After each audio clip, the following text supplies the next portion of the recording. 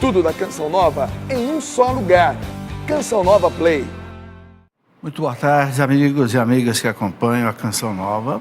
Para alguns outros pode ser boa noite ou pode ser bom dia, porque o programa se repete em outros horários. De qualquer forma aí, sejam bem-vindos. Uma alegria receber vocês todos que estão aqui no estúdio nosso hoje lotado aqui, o Santa Clara. Eu quero depois dizer o nome da cidade de vocês. Mas vamos começar rezando. Convido a vocês para rezar comigo uma Ave Maria, a Virgem Maria, para que ela interceda por nós nesse momento, para que eu possa responder essas perguntas todas que estão aqui, de acordo com aquilo que a igreja nos ensina, ok? Em nome do Pai, do Filho e do Espírito Santo. Amém. Ave Maria, cheia de graça, o Senhor é convosco. Bendita sois vós entre as mulheres, bendito é o fruto do vosso ventre, Jesus. Santa Maria, Mãe de Deus, rogai por nós, pecadores, agora e na hora de nossa morte. Glória ao Pai, ao Filho e ao Espírito Santo. Como era no princípio, agora e sempre. Amém. São José, em nome do Pai, do Filho e do Espírito Santo. Amém. Muito bem, temos amigos aqui de São Gonçalo, no Rio de Janeiro. Quem é? Pode levantar a mão. Isso. Um dos câmeras vai mostrá-los. Petrópolis, Rio de Janeiro, o pessoal do Movimento de Cursilho. Aí, beleza, sendo bem-vindos. Alegria recebê-los aqui. Itaquaquecetuba, em São Paulo. Beleza. Santana do Parnaíba. São Paulo também, né? São Paulo. Itapetininga, São Paulo. Belo Horizonte, Minas Gerais. Jundiaí, São Paulo. Piracicaba, São Paulo. Curitiba, no Paraná. Osasco, São Paulo. Ubajara, no Ceará. Isto. Brasília, Distrito Federal. Diamantina, Minas Gerais. Rio de Janeiro, capital. Catanduva, São Paulo. Cachoeira do Itapemirim, Espírito Santo. E temos aqui um diácono, Zé Carlos. Quem é o diácono? Levanta a mão, por favor. Bem-vindo, diácono. No final do programa, nós convidamos para vir aqui dar a bênção para os nossos telespectadores. Está aí com a esposa Rosângela. Sejam bem-vindos. Ok, nós te agradecemos a tua presença. Eu quero só lembrar aqui que toda essa nossa participação vocês podem depois acompanhar pelo facebook.com/pergunte e responderemos CN. Temos também o e-mail do programa. Se você mandar sua pergunta, pergunte e responderemos @cançãonova.com. E o nosso telefone, muito bem conhecido, 12 31 86 2600. Ok, tem aqui muitas perguntas, nós vamos respondendo conforme, né, a ordem de chegada. E você espere, se a sua pergunta não for respondida hoje, não tem problema, vai chegar aqui, né? Teve um período aqui, nós tínhamos mais de 3.000 perguntas na fila. Paciência. O povo tem muita dúvida, mas vamos devagar respondendo. Ok, então tem aqui, inclusive, algumas perguntas da plateia que eu vou misturar aqui com as perguntas que vieram no primeiro bloco, também por telefone e pelo Facebook. No segundo bloco, perguntas que chegaram por e-mail. Aí você pode se localizar mais ou menos. Muito bem. Primeira pergunta que eu tenho aqui, desse bloco primeiro. Professor, é a pergunta do Douglas Ferreira, de Pernambuco, via Facebook. O que a Igreja Católica diz sobre o arrebatamento? Né? A Igreja não interpreta o arrebatamento ao pé da letra, que haverá cortejo pelos ares, não. A Igreja não interpreta assim. Inclusive, eu recomendaria até que lessem um livro que fala sobre esses assuntos todos, do Dom Henrique Soares, que é bispo lá de Pernambuco, né? De Palmares, que escreveu esse livro, Escatologia, o fim do mundo. O que vem depois da morte, céu, inferno, purgatório, segunda vinda de Cristo, né? Todos esses aspectos, nada mais do que um bispo explicando para a gente. Dom Henrique tem uma capacidade tremenda, escreveu esse livro, Escatologia. A Igreja não interpreta ao pé da letra a questão do arrebatamento, sermos arrebatados assim. Não, a Igreja interpreta como uma figura de linguagem. Nós vamos para o Cristo com o céu. Não necessariamente numa visão assim material, né, de cortejo pelos ares. Não, a igreja não interpreta desse jeito. Muito bem, Leonardo Endrizi gostaria de saber se o decreto do Papa Pio XII, do Santo Ofício, sobre a excomunhão dos comunistas ainda está em vigor. Veja, os decretos dos papas, eles não são como um dogma e não são assim também como uma definição do Código de Direito Canônico, né? Aqui eu tenho, inclusive, as obras completas do Papa Pio XII, né? Que foi um Papa magistral, né? É um documento extraordinário. O Papa Pio XII foi o Papa durante a Segunda Guerra Mundial. Os mais antigos até lembram do Papa Pio XII. Bom, o Papa Pio XII condenou radicalmente o comunismo, como o Papa João Paulo II condenou, como o Papa Pio XI condenou, vários papas condenaram. O comunismo, ele gerou mais de 100 milhões de mortos na Rússia, na China, no Laos, no Camboja, no Vietnã, em Cuba, né?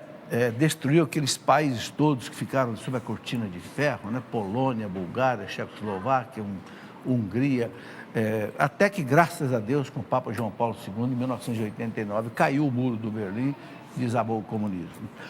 Agora, o Código de Direito Canônico da Igreja não excomunga, ok? Porque o documento oficial da Igreja é esse aqui, em termos de disciplina. Então, nos 7 casos de excomunhão lati sententia, excomunhão automática, não está incluído hoje a filiação a um partido comunista. O código anterior, de 1917, era mais rígido. Esse aqui, o Papa João Paulo II flexionou um pouco mais.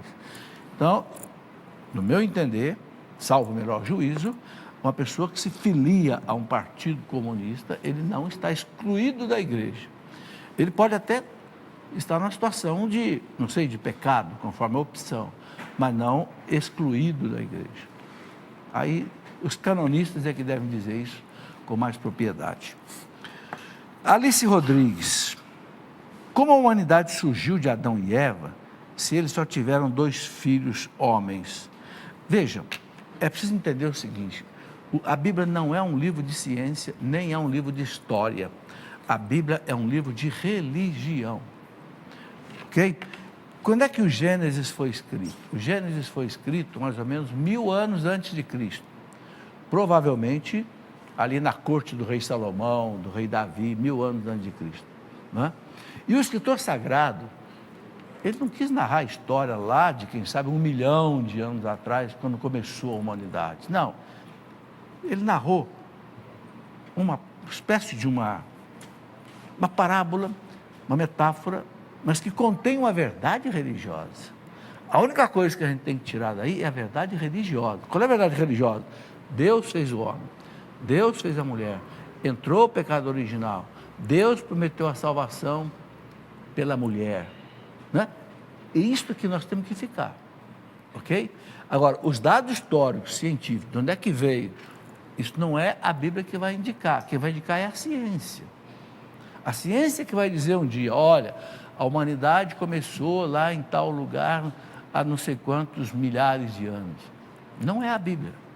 O escritor sagrado, nós não podemos ler a Bíblia como um livro de ciência, nem de história, mas um livro de verdades religiosas reveladas, aí sim, ok?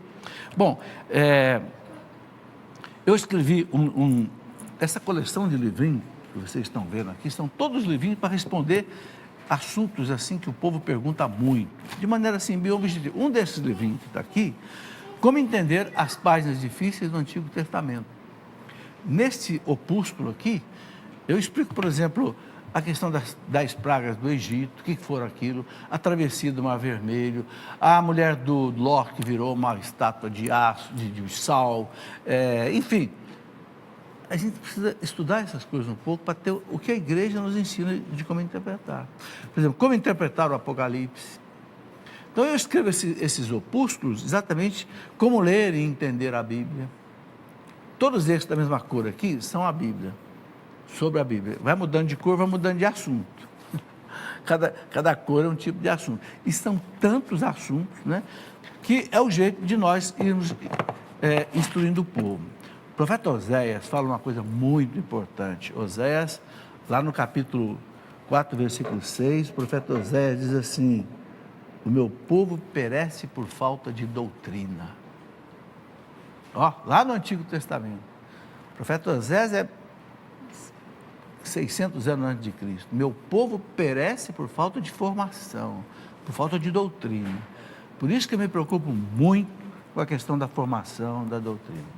Por que as pessoas vão para as seitas? As igrejas que não foram fundadas por Jesus, que não estão sob Pedro, sob os apóstolos, porque não tem formação, não tem doutrina. Ok? É isso que nós temos que passar para o nosso povo hoje. Uma pessoa que pediu para não ser identificada, faz 3 anos que não tenho relações com o pai dos meus filhos, estou separada dele, desejo muito me confessar e comungar, eu posso ou não? Bom, eu aconselho você a consultar um sacerdote, entendeu? O que está por baixo de tudo isso, né? Se não há infidelidade, se não há traição, se não há... eu penso que, em princípio, pode não haver pecado, não é porque a pessoa está separada que ela está em pecado. Não. Às vezes não depende dela a separação. Mas, como é muito subjetiva a questão, prefiro que você procure um sacerdote aí em confissão para dizer a você se você pode ou não. Aí obedeça o sacerdote. É melhor assim. É muito difícil eu dizer uma palavra aqui, né? Numa questão tão subjetiva como essa. Lígia Bruno, quando Nossa Senhora de Fátima pede que rezemos o rosário diariamente, devemos contemplar todos os 4 mistérios? Não, não necessariamente. Você deve rezar o que você tiver tempo de rezar. Se você tiver tempo de rezar 1 terço, reza 1 terço. Porque o terço é chamado de rosário. A igreja chama de rosário também os 4 terços, não é? Mas 1 terço, por quê? O que é rosário? Rosário é rosas. 1 terço são 50 Ave-Marias. É como se fosse uma coleção de rosas. Por isso que o terço também é chamado de rosário. Então, o que Nossa Senhora pede é que se reze o terço. Se você tem tempo para rezar 2, reza 2. Tem tempo de rezar 3, tem gente que reza os 4. Eu confesso, eu não tenho tempo de rezar os 4. Não é que eu não tenho tempo. Se eu for rezar os 4, eu não vou fazer outras orações e não vou fazer outras coisas. Entende? Então, 1 terço eu rezo. Mas 2, 3, depende, dá tempo, né? Aí, depende do dia também, você pode rezar mais ou menos. O importante, olha, é rezar o terço pelo menos, né? Muito bem. Gilmar Ribeiro pergunta o seguinte: gostaria de saber por que a nossa igreja católica coloca a foto de Jesus com olhos azuis, cabelos longos, pele bem clara. Olha, isso aí é uma imaginação, principalmente dos artistas da Idade Média. Os artistas da Idade Média eram muito bons. E como o povo judeu é um povo de pele clara, quem já esteve em Israel, nota isso, né? É um povo de pele clara, muitos de olhos azuis, eles transferiram isso para Jesus, meio assim que naturalmente. Mas nós não somos obrigados a acreditar que Jesus era de olhos azuis, nem nada disso.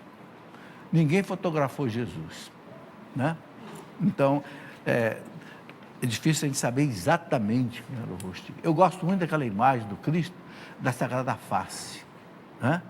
É uma imagem que mostra muito a beleza dele, mesmo que não seja exatamente aquilo ali, mas mostra a grandeza dele.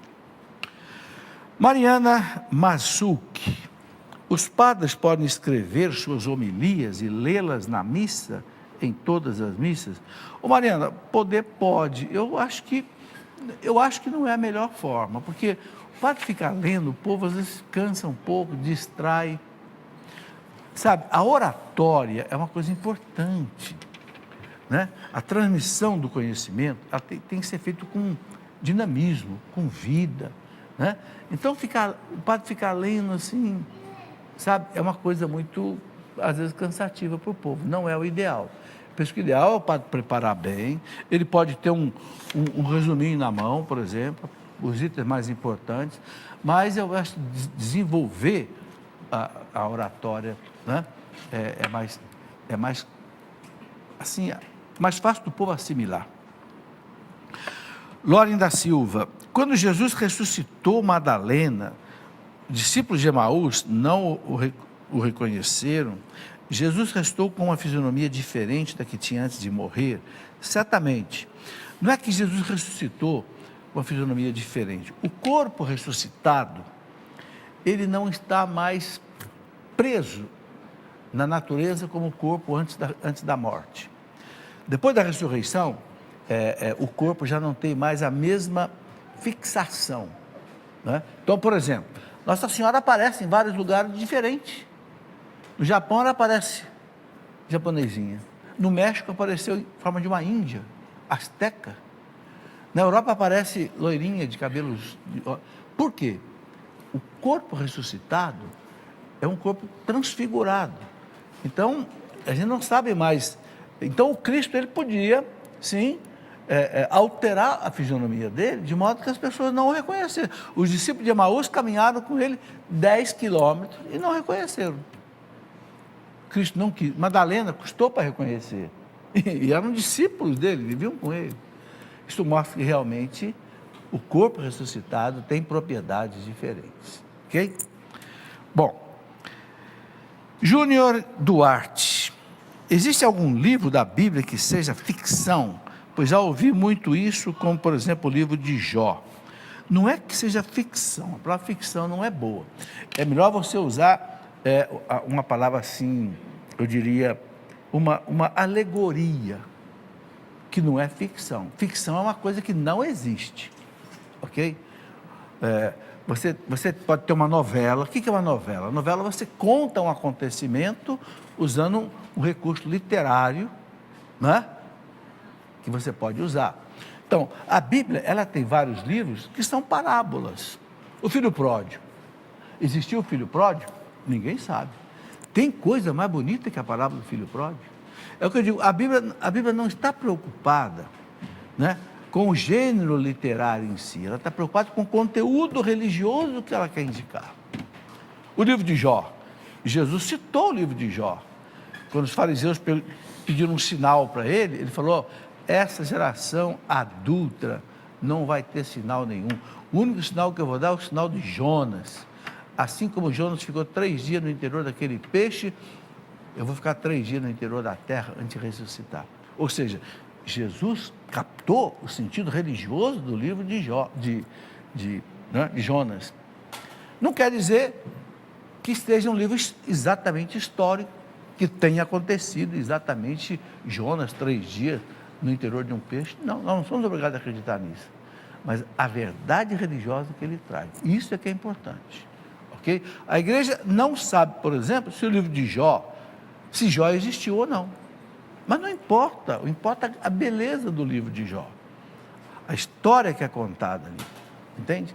A gente não conta um monte de história para criança, não é? História que não aconteceu, mas você traz para a criança um ensinamento.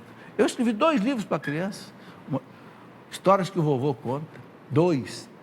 Eu tenho 12 netos, né? Gosto de contar história para eles. Por quê? É uma historinha que eu invento, né? O bicho tal com o bicho tal. E ali você põe um conceito moral, um conceito ético, né? Para a criança parece a realidade, parece que ela está vendo os bichinhos. Mas no fundo você está colocando para ela uma verdade filosófica. Isso é importante. A Bíblia tem isso, né? Então usa esses recursos. Eu queria aproveitar isso para mostrar, por exemplo, um livro, A Última ao Cadafalso. O nome é estranho, né? O que é isso daqui? Cadafalso é a guilhotina. Guilhotina, você sabe o que é, né? Aquela máquina que era usada na Revolução Francesa para decapitar as pessoas. Bota o pescoço lá e desce a lâmina. Na Revolução Francesa, né, mais de 20 mil pessoas foram decapitadas nas praças públicas da França. E esse livro aqui, essa autora, que é uma alemã, Gertrude von Lefort, ela conta, em forma de uma, vamos dizer, uma maneira assim, literária de contar, né? Como foi esse acontecimento que ela conta aqui? E que acontecimento foi esse? 16 irmãzinhas carmelitas foram decapitadas na guilhotina em Paris. Por quê? Porque a Revolução Francesa proibiu que existissem os carmelos. as irmãs contemplativas. E elas resistiram, ficaram. Foram todas presas, levadas para a praça, uma por uma foi decapitada na praça diante do povo. E por que chama a última ao cadafalso? Porque a Madre Superiora foi a última que pediu para ser decapitada. E ela foi assistindo cada uma das irmãzinhas dela que foi sendo morta. Né? Teve uma irmã que falou para ela assim: ô Madre, a senhora me perdoe, eu não acabei de rezar o ofício das horas hoje. Ela disse: não tem problema, minha filha, todos vamos acabar de rezar lá no céu. Daqui a pouco a gente se encontra lá no céu, nós todos vamos... Um fato real que aconteceu na Revolução Francesa e que mostra o horror que foi a Revolução Francesa. Sabe, os estudantes precisam ler esse livro, porque é muita mentira contada sobre a Revolução Francesa. Foi uma revolução anti-igreja católica, onde mataram 17 mil padres e mais de 30 mil religiosos pelo crime de serem católicos. Uma barbaridade. Foram 10 anos de terror, até 1800 mais ou menos. Mas essa autora aqui, que é fantástica, ela narra de uma maneira assim, muito interessante, usando um recurso literário, mas contando um fato histórico, né? Para tornar a narrativa mais interessante. É isso que a Bíblia faz também. O gênero literário, por exemplo, o Midrash. O que é o Midrash? Um gênero literário da Bíblia. Pega um fato, por exemplo, aquele fato, vamos supor, né, de Judite, né, que venceu lá Holofernes, e conta de uma maneira dramática. Né? Foi exatamente daquele jeito? Não exatamente daquele jeito, mas para você entender e refletir com mais facilidade, o gênero literário ajuda essa compreensão. Entende? Muito bem. Aqui eu tenho a pergunta. Bom, outra coisa que eu queria dizer, se a pessoa pergunta se existe um livro da Bíblia que seja ficção, eu queria dizer que eu tenho muita preocupação com a questão da Bíblia. Por quê? Porque hoje, graças a Deus, o nosso povo está vivendo um reavivamento muito grande em termos da Bíblia, coisa que não acontecia na minha infância. Né? Então, por exemplo, eu gravei um curso bíblico, essa caixinha aqui, só para mostrar que tem 10 CDs aqui dentro. Um curso bíblico de 100 horas, explicando cada livro da Bíblia, os 72 livros da Bíblia. São 100 horas de gravação. E estou escrevendo em livro um curso bíblico, ele deve ter 2 volumes, o Antigo Testamento e o Novo Testamento, porque o povo precisa conhecer como é que a igreja interpreta a Bíblia, para não ter erro de interpretação. Muito bem. E também eu tenho pelo meu site Cleofas, um curso de teologia, onde agora, inclusive, eu estou dando um curso bíblico, como uma das matérias do curso de teologia, né, que eu dou pela internet. Quem quiser conhecer, é só entrar no site cleofas.com.br, tem uma caixinha lá que está escrito assim, Escola da Fé Online. Você clicar ali, tem o que você precisa para participar desse curso. Esse curso já tem aí mais de 2 anos, né? Mas ele vai continuar e você pode assistir às aulas anteriores. Temos hoje mais ou menos, talvez uns 800 alunos acompanhando o curso. É um jeito de você estudar teologia em casa, e aí tem um curso bíblico. Inclusive agora, estou terminando no Antigo Testamento, vou fazer um intervalo para colocar um pouco sobre a questão do leigo, porque a igreja pediu que esse ano a gente trabalhe o ano do laicato, então vou fazer uma série de aulas sobre os leigos, depois vou continuar com o Novo Testamento. Quer dizer, nós temos jeito de estudar, é preciso estudar, porque aí a gente fortalece a nossa fé. Muito bem, aqui a pergunta do Hugo Maria. Hugo pergunta o seguinte: depois da formação no seminário, o padre ordenado fica na cidade onde estudou, ou ele pode escolher a cidade que ele vai ficar? Não, veja, tem 2 tipos de ordenação sacerdotal. Tem o padre chamado de diocesano, que ele fica sujeito ao bispo. O bispo que define para onde que ele vai. Qual é a cidade que ele vai, é o bispo que define. E pela obediência, ele tem que obedecer, certo? Pelo voto de obediência, ele tem que seguir. O padre religioso o quê? De uma congregação religiosa, aí ele tem o superior dele na congregação, que define para onde que ele vai, que casa da congregação ele vai. Aí não é diocese nem a paróquia. Então, o padre diocesano é o bispo indica a paróquia para onde ele vai. O padre ordenado numa congregação religiosa, ele vai para a casa da congregação religiosa, para o superior dele indicar. É isso que acontece. Wagner, existe a sucessão apostólica fora da Igreja Católica? Existe, Wagner, na Igreja Ortodoxa. O que é a sucessão apostólica? A sucessão apostólica quer dizer o seguinte: os bispos são todos descendentes, vamos dizer assim, dos apóstolos. Então, os apóstolos, os 12, nomearam bispos antes de morrer.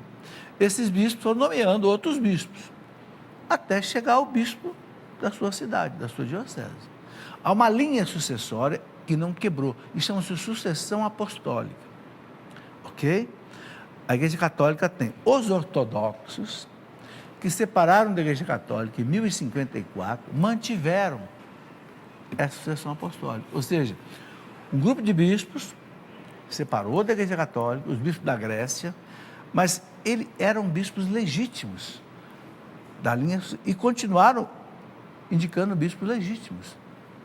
Por isso que a Igreja Ortodoxa mantém válidos os sacramentos. Não é lícito nós irmos participar, por exemplo, de uma missa na Igreja Ortodoxa. A gente não pode, mas a missa para eles vale. Acontece a consagração, porque tem sucessão apostólica. Então, quem tem sucessão apostólica? Só a Igreja Católica e a Igreja Ortodoxa. São as únicas que a Igreja chama de igreja. A Igreja não chama os protestantes de igreja, chama de comunidades eclesiais. Por quê? Porque não tem sucessão apostólica. Igreja, a palavra igreja, a Igreja Católica só usa para a Igreja Católica e para a Igreja Ortodoxa. Os anglicanos, por exemplo, não são igreja. Por quê? Eles perderam a sucessão apostólica. Porque quando o rei Henrique VIII, 1534, rompeu com a igreja, a filha do Henrique VIII, a rainha Elizabeth, eliminou todos os bispos que vinham da sucessão apostólica e nomearam outros bispos que não eram da sucessão. Então, perderam a sucessão apostólica. É isso que significa sucessão apostólica. Ok? Muito bem. Outra pergunta, Maria do Socorro Vieira. Passei 40 anos casadas. Depois disso, meu marido foi embora e casou-se com outra. Eu estou livre para ter um novo relacionamento? Maria, não está livre. A menos que você consiga a declaração de nulidade do seu casamento no Tribunal Eclesiástico da Igreja. Por quê? Vamos explicar isso daqui dentro da teologia sacramental. A Igreja ensina que se um casamento foi válido, ele só acaba de um jeito, quando um dos dois morre. Ok? Se um dos dois morrer, extinguiu o casamento. É o único jeito que termina um casamento válido. Então, vocês viveram 40 anos juntos. Se o casamento foi válido, houve uma separação de corpos que não extingue o vínculo matrimonial. A separação física não extingue o vínculo sacramental. Só a morte. Ou então, se depois de um processo no tribunal eclesiástico, o tribunal disse, olha, o casamento de vocês não foi válido. Ah, bom, se não foi válido, não houve o vínculo. Aí, cada um pode ter o seu relacionamento depois diferente. Deu para entender? Deu? Isso é muito importante entender. Ok. Divina, via Facebook. Intervalo? Bom, vamos fazer um intervalo. Depois do intervalo eu vou responder as perguntas de vocês que estão aqui e as perguntas que chegaram por e-mail. Espera aí que nosso intervalo, vocês vão ver, é bastante rápido. Muito bem, meus amigos e amigas, já estamos de volta. Vocês viram aí a rapidez do intervalo, vocês que estão aqui, estão vendo, né? Por isso que a Canção Nova precisa pedir a sua colaboração, a sua ajuda. Por quê? Porque não tem propaganda, não tem comerciais. Quem é que mantém todas as televisões que você conhece, diferente da Canção Nova? Propaganda. Cada patrocinador paga um tanto de tempo da TV no ar. E paga caríssimo. 30 segundos é uma nota, como o povo diz. Aqui não tem propaganda. Então, quem é que mantém essa televisão 24 horas no ar? Rádio, TV, internet, casas de missão no mundo inteiro? Você, com a sua ajuda. E Deus vai te pagar por isso, pode ter certeza. Com graças e bênçãos, pode ter certeza. Paulo VI dizia, aquele que ajuda a evangelização tem os mesmos méritos do evangelizador. Você que está pagando esse programa aqui tem os mesmos méritos meu que estou fazendo o programa, entenderam? Bonito isso, assim todo mundo participa dessa igreja. Muito bem, eu tenho aqui algumas perguntas rápidas aqui da plateia, vou responder rapidamente porque eu tenho uma outra pauta aqui para cumprir. É correto dizer, nós te louvamos e bendizemos, Nossa Senhora, nossa Mãe? É correto. Nós só não podemos dizer, nós te adoramos, não. Nós não adoramos, mas dizer, nós te bendizemos, nós te louvamos, nós te agradecemos. Ela é mãe de Deus. A mãe de Deus tem direito ao nosso louvor, certo? O Flávio Júnior pergunta o seguinte, de Jundiaí, o que é realmente a revolução sandinista na Nicarágua? Porque esse movimento é contra a igreja. Esse movimento sandinista é um movimento comunista, marxista, como acontece na Venezuela, como acontece na Nicarágua. Por que é contra a igreja? Porque a igreja é contra o comunismo. Tirar a liberdade das pessoas é um crime. Então a igreja não aceita isso de jeito nenhum. A igreja quer que se viva a democracia. Todo mundo tem o direito de votar, todo mundo tem, né? O poder executivo não anule o poder judiciário, não anule o poder legislativo. O que aconteceu na Venezuela? Né? Hugo Chávez e o Maduro anularam os três poderes. Então não tem mais democracia, ficou só o poder executivo. E o poder executivo amedrontando todo mundo com os paramilitares, que estão matando gente na rua aí, na Nicarágua, na Venezuela. Quer dizer, é porque é um regime comunista, é por isso que a igreja é contra. E por isso que estão atacando a igreja, né? Esses dias atacaram um bispo, né? Os bispos estão denunciando que querem matar sacerdotes na Nicarágua. Temos que, olha gente, Nicarágua está sofrendo. Mais de 350 pessoas foram mortas nas ruas por discordar do regime ditatorial, totalitário, marxista, né, do presidente Ortega, como também o presidente Maduro na Venezuela. Temos que rezar muito para que esse povo não sofra. Vocês estão vendo o que está acontecendo com a Venezuela?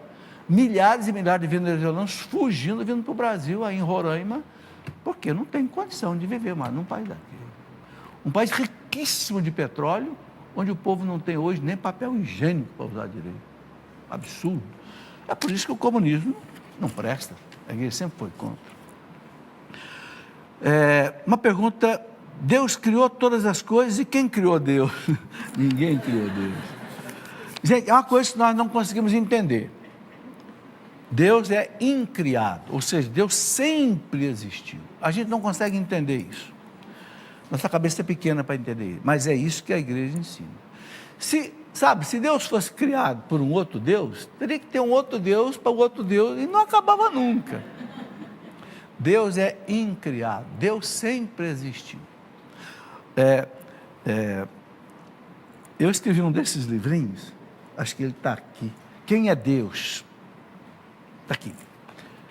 Por que eu escrevi esse livrinho aqui? Porque um dia eu vi na internet que foi feito uma pesquisa no mundo inteiro. Olha que interessante. Qual é a pergunta que você mais gostaria de ter a resposta dela? Olha a pergunta que ganhou. Quem é Deus? Primeiro lugar. Eu digo, então eu vou responder. à luz da igreja. Então eu escrevi esse livrinho, quem é Deus? Quer dizer, o povo acredita em Deus, mas não sabe direito quem é Deus. É o Pai, é o Filho, é o Espírito Santo. E quem é o Pai? Então, é um livro que desdobra isso daqui. Bom, aqui tem, por que a Canção Nova não promove um acampamento para catequistas? Pois preparam crianças, jovens e até adultos para, olha, uma ideia muito boa, viu? Fica aí registrado, né, essa sugestão, né, é da Cida Vieira. Eu sou assim, muito favorável ao catequista. Eu já disse aqui várias vezes, se eu tivesse que dar uma medalha de ouro na igreja para alguém, eu dava um bom catequista. catequista que conhece o catecismo da Igreja Católica, passa esse catecismo para criança, para jovem, para adulto. Esse eu dava. Porque, como eu falei, profeta Oséias, o povo perece por falta de doutrina.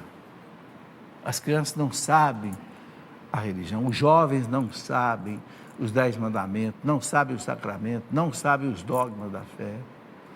Por quê? Porque não foram catequizados direito. Não é? Bom, e aqui eu vou resumir a pergunta da Ana Vieira, que, só por causa do tempo, ela pergunta aqui o seguinte, é da paróquia São Roque, de Guarulhos, né? Sobre exorcismo, como deletar a necessidade. O Anaí tem que ser um padre que sabe realmente fazer o discernimento. Não é fácil saber se a pessoa está com um problema simplesmente psicológico ou se é um problema realmente de possessão. Aí é por isso que o bispo escolhe um padre bem preparado para isso, tá? Quem autoriza é o bispo, que pode autorizar o exorcismo, tá?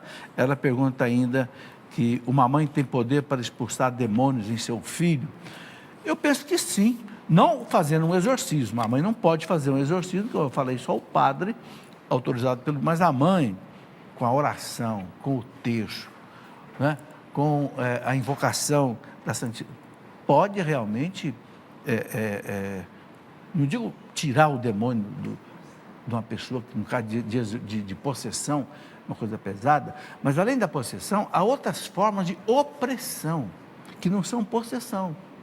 O demônio age de várias maneiras, é tentação, opressão e possessão. A possessão tem que ser o exorcismo, mas é caso raro. Mas acontece muita tentação, todos nós estamos tentados.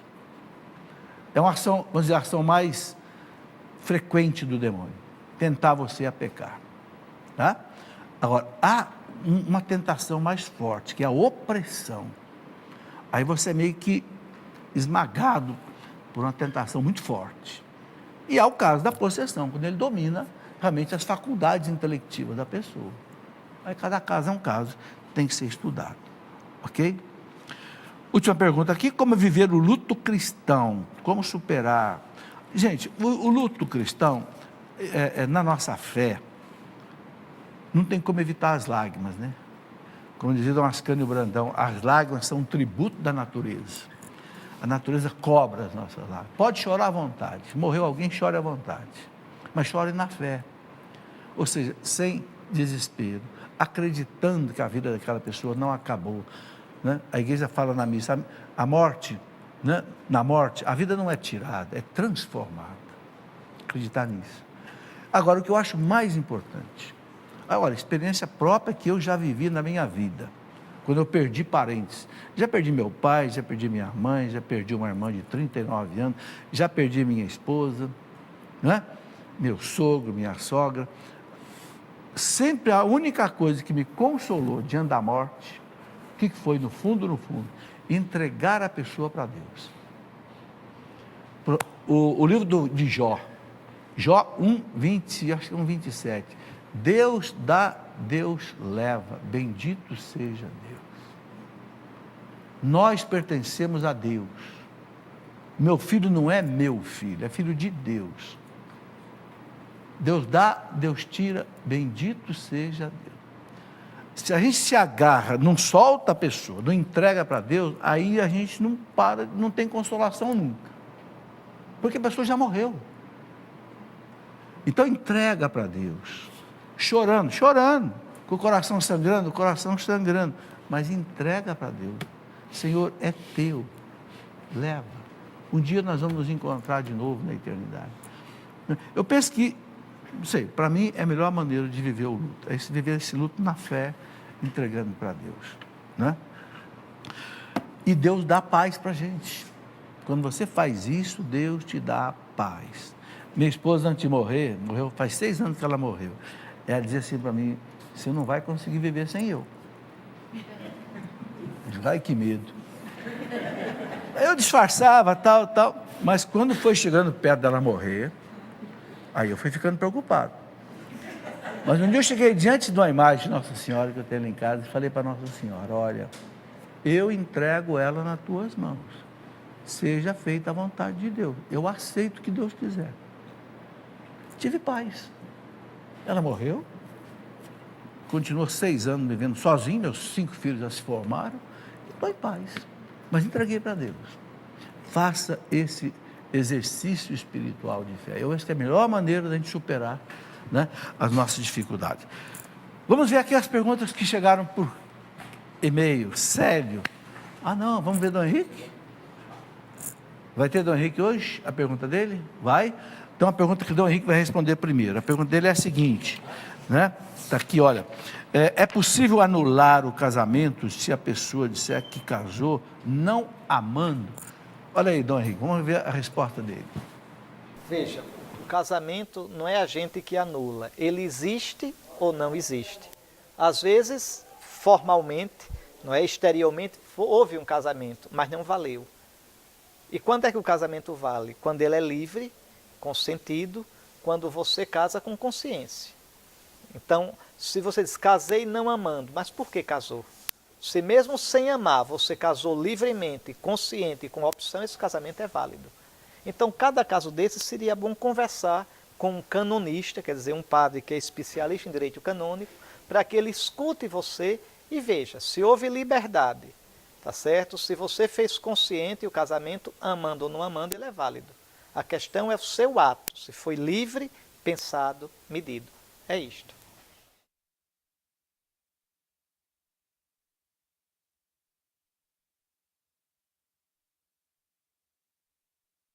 Vocês estão aqui para se casar.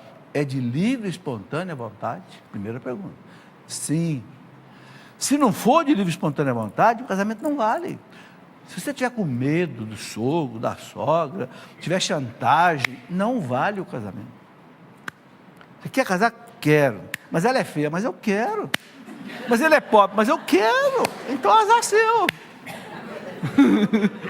Tem que querer. Entendeu? Aí o casamento, se foi válido, aí nem o Papa pode separar. Só a morte. Agora, se houve medo, se houve chantagem, gente, o Código de Direito Canônico, ele coloca 19 razões aqui que pode um casamento ser declarado nulo. Se teve medo, se teve chantagem, se teve, não sei, outras coisas, né? Pode não valer. É isso aí. Bom, vamos aqui à pergunta do Célio. Por que as pessoas, e até mesmo em algumas orações litúrgicas, dizem que Deus chamou quando alguém morre? Olha, isso aqui está na missa. Rezar porque, né, Deus chamou hoje a sua presença. Por quê? Porque só Deus, gente, é que é o Senhor da vida e da morte. Então, quando a pessoa vai para Deus, né, de certa forma Deus chamou. Não é que Deus tenha definido a morte daquela pessoa daquele jeito, são os acontecimentos da vida, mas Deus chamou porque Deus sabia que aquilo ia acontecer, entende? Então é um termo que a igreja usa, inclusive na oração litúrgica da missa, quando reza pelos que já faleceram. Deus é o Senhor da vida e da morte, é isso. Uma pessoa que pede para não ser identificada. O que a igreja diz a respeito do relacionamento entre pessoas com idades diferentes? Não tem problema, pode casar pessoa com idade diferente. É claro que não é muito bom. Pessoa, 20 anos de diferença entre marido e mulher, não é bom. Porque isso vai trazer problemas até no campo sexual, etc. Tal. Mas, havendo amor, tudo é possível. Eu queria mostrar um livrinho que pode orientar isso. Sereis uma só carne. Esse livro aqui é sobre o casamento. Okay? Aquilo que Deus diz para Adão e Eva. Vocês vão ser uma só carne. Vocês vão ser unidos. É o amor. Se houver o amor autêntico, aquele amor que São Paulo fala na carta aos Coríntios, né? O amor é paciente, o amor é bondoso, o amor não busca os seus próprios interesses. Aí pode dar certo. Pode ser o marido mais velho, pode ser a mulher mais velha, pode dar certo. O ideal é que a diferença de idade seja pequena. Mas eu conheço casais com 10 anos de diferença que vivem bem, porque se amam. Por que na missa, no momento do ofertório, se mistura um pouco de água no vinho e por que o padre lava as mãos? Bom, aquela gotinha de água que o padre põe no vinho, repare que é uma gotinha só, significa o quê? A humanidade de Cristo. Que Cristo é Deus e é homem. Então aquela gotinha d'água significa a humanidade de Cristo. Ele é homem também. O padre lava as mãos, é um gesto de pedir a Deus purificação dos seus pecados, porque ele vai celebrar a Eucaristia. Né? Então, purificai meus pecados para que eu possa celebrar dignamente os santos mistérios. É um ato litúrgico de purificação. Juliano Joaquim de Joinville, em João 14:30, está escrito: já não falarei muito convosco, porque se aproxima o príncipe desse mundo e nada tem em mim.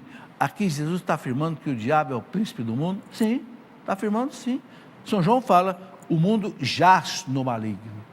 Mas que mundo é esse? Agora tem que entender que mundo é esse. Tem dois mundos. Tem o mundo belo que Deus criou, o universo, o cosmos, nós, e tem o mundo das trevas, do pecado. É esse mundo das trevas, esse mundo sem Deus, que o demônio é príncipe dele. É o que Jesus quer dizer. Tem um mundo maravilhoso, que está nas mãos de Deus. E tem o mundo das trevas, que está na mão do mal. Muito bem. Quantas vezes um padre pode celebrar a Santa Missa em um dia? Normalmente, uma missa por dia. Mas o bispo pode autorizar o padre a celebrar 2, 3, até mais, se não tem padre na região. Mas, vamos dizer assim, o Código Canônico coloca que uma missa por dia.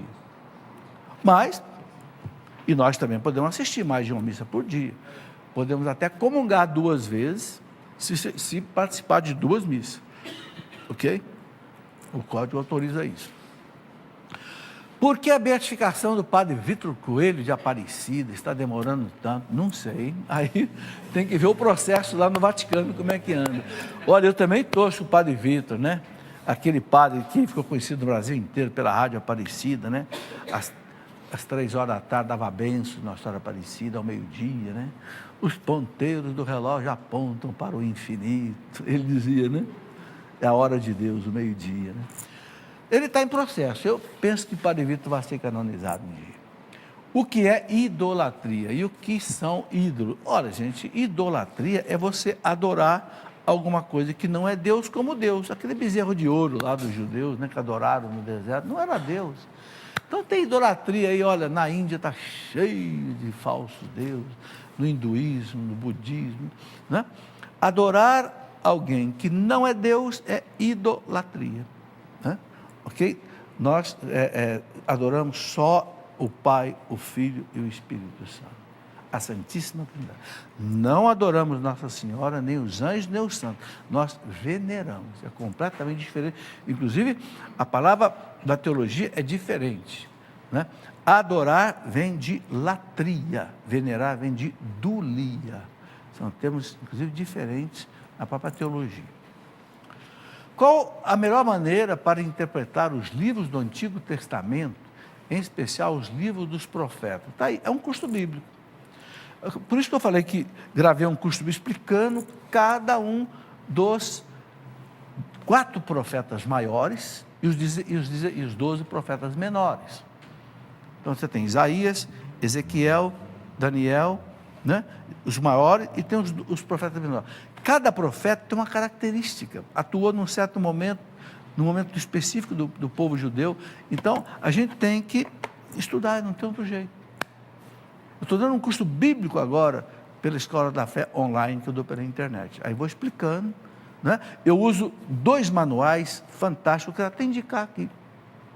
Quem quiser estudar isso em livro já publicado, a editora Loyola publicou 3 volumes, explicando a Bíblia inteira. Chama-se Comentários Bíblicos. Dessa grossura assim, são mais ou menos 1.500 páginas.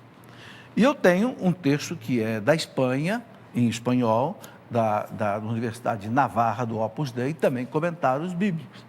É dali que eu tiro todas as explicações, além de usar a Bíblia de Jerusalém e usar dicionários bíblicos, né, para explicar cada um desses profetas. Agora, a Bíblia tem uma explicação de cada um dos profetas, só que uma explicação bem resumida. Antes né, que você abre a Bíblia no começo aqui, ela dá uma explicação. Vou mostrar isso aqui também, porque pode ajudar rapidamente. Aqui, ó. Olha, por exemplo, dá um close aqui rapidinho. Olha aqui, está no comecinho da Bíblia da Ave Maria. Olha aqui. Daniel, Ezequiel, Baruque, as Lamentações, Jeremias. Então, ele dá os profetas, Isaías, Jeremias, os 4 maiores. Jeremias, Ezequiel e Daniel, os 4 profetas maiores. Depois ele pega os menores, né? Aí vai lá para Oséias, Joel, Amós, Abdias, Jonas, Miqueias. Só que uma explicação muito curtinha, é pouca coisa. Quem quiser aprofundar, aí você pode pegar então um comentário bíblico, um livro bíblico, um curso bíblico, para você entender melhor. Muito bem, vamos em frente. Danilo Meira, o catecismo fala no parágrafo 2187 que nos domingos devemos evitar as diversões em massa. Então nós católicos podemos ir ou não a shoppings nos dias de domingo? Não, veja bem, não é bem isso que o catecismo fala.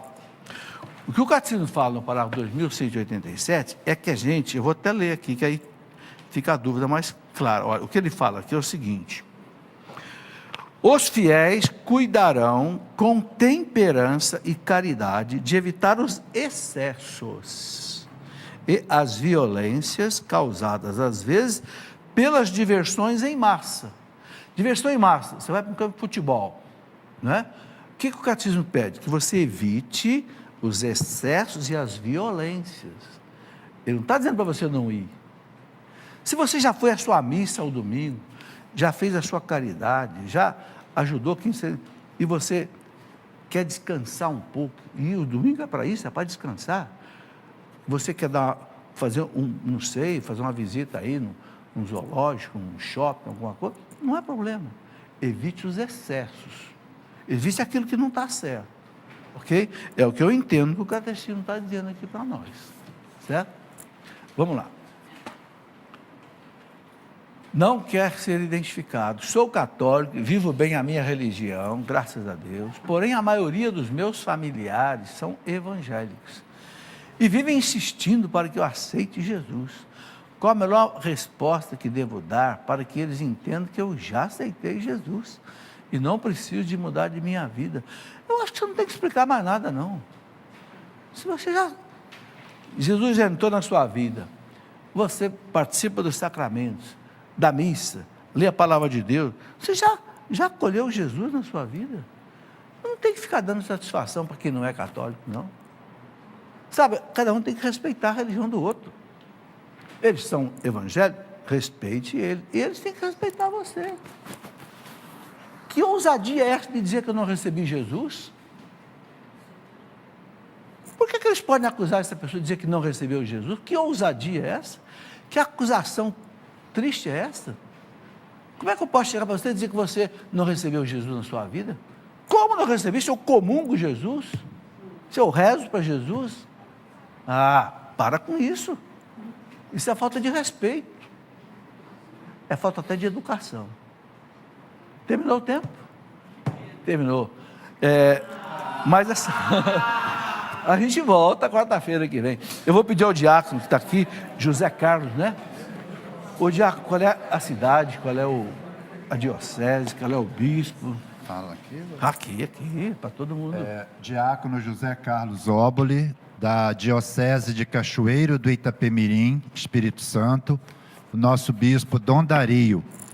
E eu estou prestando serviço à paróquia Nossa Senhora da Consolação. Beleza. Diácono, você vai deixar sua bênção para os que estão aqui e os que estão em casa. Vocês sabem que a bênção pode ser dada à distância. Sacramento não pode, mas a bênção é sacramental. Pode. Então, põe a sua intenção agora. Este homem recebeu o sacramento da ordem. Não é ele que vai dar a bênção. É Deus que vai dar a bênção através dele. É preciso a gente entender essas coisas, sabe, gente? Ele pode ser feio, pode ser pecador, mas a bênção vai ser dada. Porque a bênção vem de Deus. Agora, a gente tem que ter fé para receber o sacramental. Beleza? Pode dar sua bênção. A nossa proteção está no nome do Senhor, que fez o céu e a terra. O Senhor esteja convosco. Ele está no meio de nós. E pela intercessão de São João Paulo II, desça sobre cada um de vós, sobre vossas famílias, sobre cada membro da comunidade Canção Nova, a bênção de Deus Todo-Poderoso, Ele que é Pai, Filho e Espírito Santo. Amém. Levai a todos a alegria do Senhor, permaneçamos na Canção Nova em paz e que o Senhor nos acompanhe. Amém. Quero aproveitar para explicar aquilo que perguntaram da sucessão apostólica. Por que que essa bênção tem poder? Porque ele recebeu o sacramento da ordem de um bispo. E esse bispo recebeu de outro bispo e chega até os apóstolos. Estão vendo a força de onde é que vem da bênção? Vem lá de Cristo para os apóstolos, chegou até ele. Quem não tem essa sucessão apostólica não tem esse poder de abençoar. Até na prática a gente consegue explicar a doutrina. Muito obrigado, gente. Até o próximo programa, se Deus quiser. Um abraço. Tudo da Canção Nova em um só lugar. Canção Nova Play.